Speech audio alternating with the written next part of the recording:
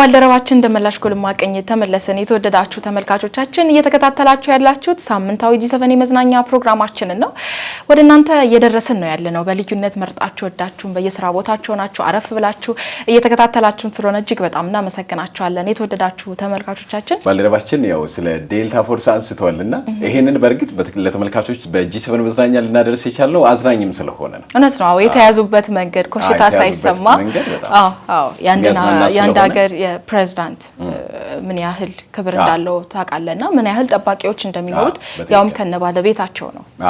ይሄንን እንዲዝናኑበት ማለት ነው ባልደረባችን እንደመላሽ ጉልማል ያስመለከተን ከልብ ነው እናመሰግነው። ይሄንን ወደ መጨረሻው ዝግጅት እየደረስን ነው። የጂ7 መዝናኛ ቤተሰቦች ለተቀዳሚ ወደናንተ የምናደርሳቸው ዝግጅቶች እየተጠናቀቁ ነው ማለት ይቻላል። ስፖርት ደርሰናል ማለት ነው። ሳምንታዊ ስፖርት ፕሮግራማችን እንግዲህ ሁሉ ጊዜም አለ በሃይማኖት ጀምሩ የዚህ ሳምንት የስፖርት ጉዳይ የዚህ ሳምንቱ የስፖርት ጉዳይ ከዚህ ቀደም ባለም አቀፍ ደረጃ ሁሉንም እንመለከታለን። ወደ አፍሪካም ወደ ተለያዩ አካባቢም አህጉራትንም እየጠቀስን እንሄዳለን። ዛሬ ግን እዚሁ ዲላም ገደኦም መተናል። በእግር ኳሱ ገደኦ የት ነች እያልን ነው የምንጠይቀው ዛሬ ላይ። እውነት ነው እንግዲህ ከ1970ዎቹ ጀምሮ እጅግ በጣም ከፍ ብላ ነበር ጌዲዮ ዞን በእግር ኳሱ። በተለይ ደግሞ በጣም እንቁ ልጆችን ከማፍራት የተለያዩ አሰልጣኞች አሉ በስሟ የሚጠቀሱና እስካሁንም ድረስ በብሔራዊ ቡድን ደረጃ የሚጫወቱ ተጫዋቾች አሏትና እንግዲህ ያው በደንብ ነው የሚታወቀው።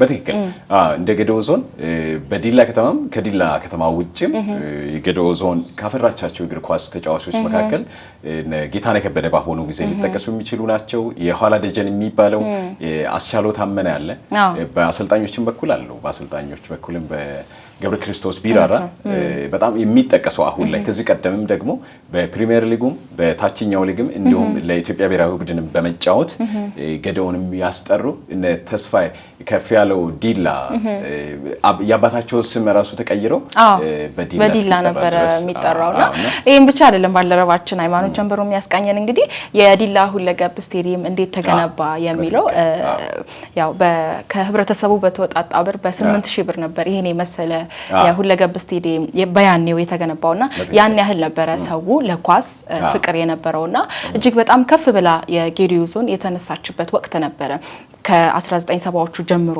ያለውና አሁንም ያሉት እንቅስቃሴዎች መልካም ናቸው። ያንን ሊያስታውሰን ወዷል። የጂ7 መዝናኛ ቤተሰቦች ለተቀዳሚ ስፖርት ዝግጅታችን አሁንም ከናንተ አይቀርም ልናደርሳችሁ ነው በሰዓቱ ተገኝተናል። ባልደረባችን ሃይማኖት ጀምበሩ ነው ይሄንን ዝግጅት እግር ኳስ በጌዲኦ ወይም ገደኦ በእግር ኳሱ ምን አይነት ቦታ አለው የሚል ቃኝቷልና እሱን ተከታትለን ተመልሰን ምን ገናኝ ይሆናል።